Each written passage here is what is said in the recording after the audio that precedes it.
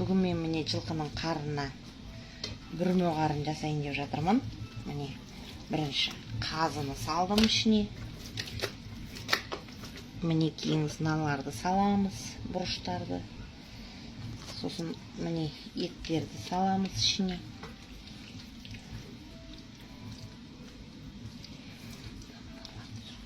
Міне картошкаларды саламыз, морковьті.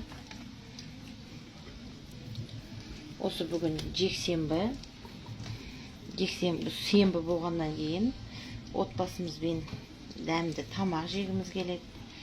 Жай кездерде тез пісатын тамақтарды пісірамыз ғой енді. Сабаққа асығамыз, жұмысқа асығамыз деп. Бүгін өзі күн боран.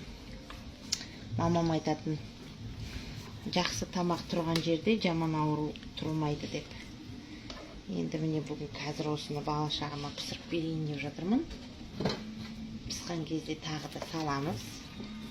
Сіздермен бөлісемін. Бұл тек қана жылқының қарнына ғана емес, бұны қойдың қарнына да жасауға болады. Өздеріңіз де білетін шығарсыздар. Мен сіздерге жасаңыздар деп жатқан жоқпын. Жалпы бүгін біздің тіршілігіміз, видео салуымыз керек қой. TikTokқа. Соны салайық деп тұздадым. Бұл енді тамақтың оңай түрі бір жағынан, екінші жағынан енді деликатес десе болатын шығар.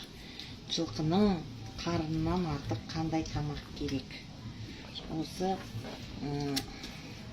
дәмді, витамин. Қазір суға саламыз да, пісірамыз. Пісқан кезде сіздерге көрсетеміз.